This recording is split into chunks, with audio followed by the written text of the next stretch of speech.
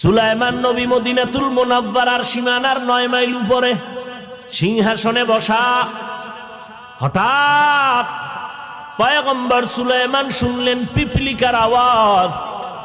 9 mile উপরের থেকে পিপিলিকার আওয়াজ শুইনা ফাতাবাসসামা, নবী হাসলেন।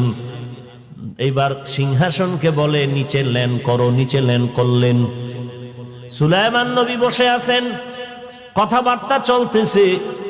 হঠাৎ নামাজের সময় হইলে জিন, পানির দায়িত্বে ছিল ঈগল পাখি আর হুদহুদ, মাটির মধ্যে নাক লাগাইলে বলতে পারতো এই নিচে পানি। জিনেরে কইতো মাটি উঠায় পানি দিয়ে ওযু করমু, নামাজ পড়মু। নবী বসে আছেন, হুদহুদ উইরা উপরে চলে গেছে না জানাইয়া। হুদহুদ উপরে চলে গেল। সুলাইমান পয়গম্বর পানি লাগবে, ওযু করবে, কই আমার পানির দায়িত্বশীল হুদহুদ দেখে না। ঈগল পাখি উপদেষ্টা হুদহুদের কয় দেখতো গেল কই। এবার ঈগল গেছে উপরে, যায় দেখে যে আইতেছে হুদহুদ। হ্যাঁ না, আরো কাহিনী আপনারা জানেন। হুদহুদ যে আইতেছে, ঈগলের চোখ গরম হয়ে গেছে। কি আজকে তোর খবর আছে? সুলাইমান নবী কসম খাইছে তোর আজ উপায় নাই। কথাই বিচারটা সুলাইমান করবে, তুই আমারে চোখ গরম দেখাও কেন? খানা এটা দুনিয়ার নিয়ম। আসামি ধইরা কোর্টে উঠাবে, বিচারক ফয়সালা দিবে, আর আগে থানায় ডাইল বানায় এলাই স্পিডাইয়া। কিও তুমি ডাইল বানাও কেন? কয় হাদিয়া না পাইলে উপায় কি? বুঝেননি? আসল বিচার হবে হাসরের ময়দানে। কে জান্নাতে যাবে, কে জাহান্নামে যাবে, কবরের মধ্যে উত্তম মাধ্যম হবে প্রাথমিক বিষয়। ঈগল কয় আজকে তোর খবর আছে। ঈগল কয় কোনো শর্ত লাগাইছেননি খবরের ভিতরে? কয় হ্যাঁ, উল্লেখযোগ্য কোনো কারণ যদি দর্শাইতে পারো তো সামান্য ছাড় আছে। কয় ঠিক আছে, আমার কাছে এমন একটা খবর আছে যেই খবর সুলাইমান নবী হইয়াও জানে না। কেন জানে না? নবী সুলাইমান গাইবের মালিক না। গাইবের মালিক কে? সুলাইমান নবীর সামনে হুদহুদ গিয়ে বসলো, কানে দুইটা টান দিছে। আপনি কানে ধরলেন কেন? আমি না ব্যথা পাই। কই গেছিলি? পাইলাম না। আমি গেছিলাম এমন একটা খবর নিয়ে আসছি। কি খবর? আমি উপরে উঠে দেখি আমার এক জাতি ভাই হুদহুদের সাথে মোলাকাত। হ্যাঁ, আপনার নামই জানে না। গেলাম ওরে দেখতে। কে তোরে লালন পালন করে? বলে আমার এক ম্যাডাম লালন পালন করে, আমগো রাষ্ট্রের মূল নেতা হলো ম্যাডাম। দেখতে গিয়ে দেখলাম বিশাল বড় সিংহাসন। সুলাইমান চিঠি দিলেন, হুদহুদ তোর কথা সত্য না মিথ্যা যাচাই করি, চিঠি নিয়ে যা, বিলকিসের কাছে দিবি। এরপরে কি খবরা খবর আমারে গোয়েন্দা হইয়া জানাবি। সুলাইমান নবী চিঠি দিলেন, হুদহুদ এই ঠোঁটের মধ্যে চিঠিটা নিয়ে রওয়ানা। বিলকিস নাক টেনে ঘুমায় সিংহাসনে। একটা ছিদ্র আছে, সূর্যের আলো ঢুকে, বিলকিস সজাগ হয়, আলোটা চেহারায় পড়ে আর সেজদা করে। হুদহুদ যায় ওটার পাখা দিয়ে আটকায় ফেলাইছে, সিডিটা রাখছে, নাকটাই না ঘুমাইছে, সূর্য উপরে উঠে গেছে, খবর নাই। এবার বিলকিস সজাগ হইয়া দেখে টাইম কই, সূর্য কই গেল, খবর নাই। দেখে চিঠি, একটা সরকারি চিঠি সিল লাগানো। দেখলো এত সুন্দর, দ্রুত একটা জরুরি বৈঠক ডাকলো মন্ত্রী পরিষদেরা, তাড়াতাড়ি আসো, দফা ঠান্ডা। ঠান্ডা না গরম? গরম। তাড়াতাড়ি বসো, ইমার্জেন্সি বৈশা।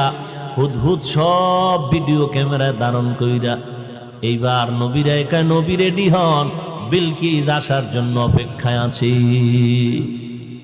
বিলকিস আসবে আপনার আদালতে।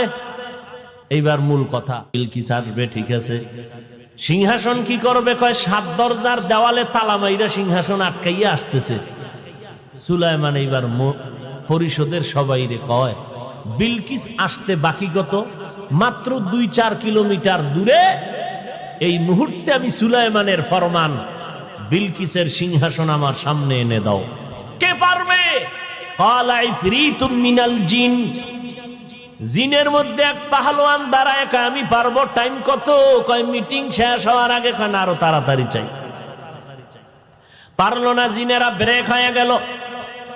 এবার ইলমে ওহীওয়ালা এক আবেদ, আল্লাহর এক বান্দা দাঁড়ায় গেল। ডাক দিয়া কয় পয়গম্বর আপনি যদি বলেন আমি এনে দিব। বলে টাইম কত? নবী সুলাইমান আপনি চোখগুলো বন্ধ করবেন, চোখ খুলিয়া দেখবেন সিংহাসন হাজির। এলমেরা এজাজো করদন বেহিসাব খলকেরা দাদন জওয়াবে বাসওয়াব হকনা দারত দোস্তে খলকা জারেরা নিস্তে ই খাসলত একে দিনদারেরা। তাহলে শত শত মাইল দূরের সিংহাসন চোখের পলকে এনে দিল এক বান্দা। জিনেরা পারে নাই, ওখানে পাওয়ারলেস হয়ে গেছে। বান্দার পাওয়ার এত বেশি, আল্লাহ পাক বলে আমি এই পাওয়ার দান করি আমার বিশেষ বান্দারে। তাকওয়ার মাধ্যমে পাওয়ারের নাম হলো ফুরকান। যেই ফুরকানের পাওয়ার দিয়া বান্দা অনেক দূর আগায় যায়। এজন্য নবী বলেন ইত্তাকু ফিরাসাতাল মুমিন ফাইন্নাহু ইয়ানজুরু বিনূরিল্লাহ। আমার বিশেষ মুমিন বান্দা যারা তাদের অন্তরের কলবের পাওয়ার থেকে সতর্ক। তুমি যা দেখো না, খাঁটি আল্লাহর বান্দা অনেক কিছু দেখতে পায় আল্লাহর নূরের আলোর মাধ্যমে, যে পাওয়ার তোমার আমার কাছে নাই। ওমরে ফারুক খুতবায় দাঁড়াইলেন, ইয়া সারিয়া আল জাবাল বেসাক্তা বলে ফেললেন।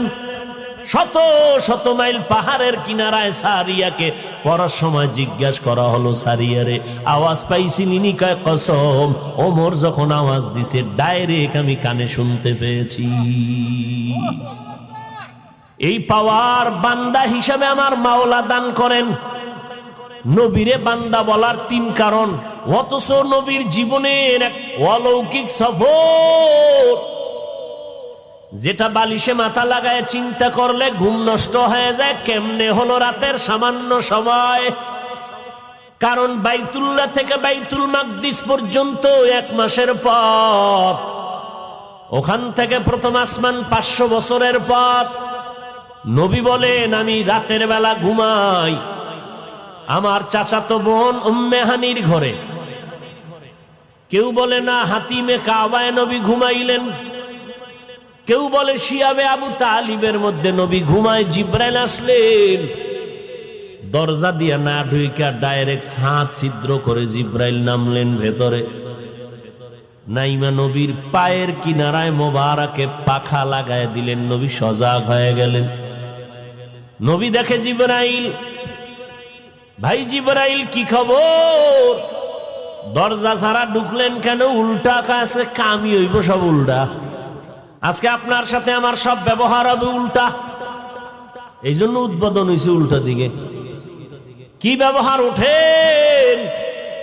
নবী বলেন আমারে ধইরা হাতিমে কাবায় নিল, আমারে চিত ভাবে শোয়াইলেন, বুকটাকে চিরলেন, ভেতর থেকে কলব বের করে স্বর্ণের পেয়ালায় রাখলেন, জমজমের পানি দিয়ে ধুইলেন, আবার ভেতরে রাখলেন, আবার মিলায় দিলেন। সেলাই নাই, রক্ত নাই, ব্যথা নাই।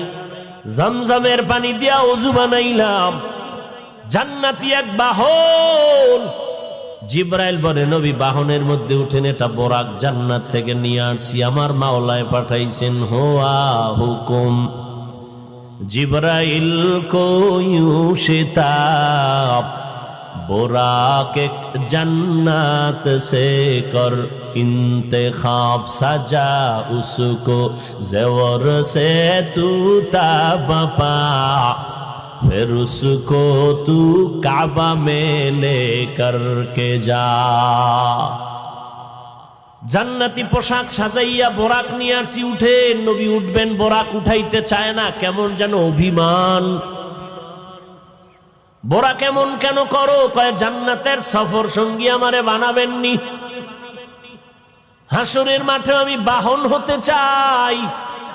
নবী বললেন বোরাকে উঠলাম, বাইতুল্লাহ থেকে বাইতুল মাকদিস 1 মাসের পথ আমি দেখলাম, চোখের পলকে আমি হাজির। ওখানে গিয়া দেখলাম সব আম্বিয়া কেরাম স্বাগতম জানাচ্ছে আমারে।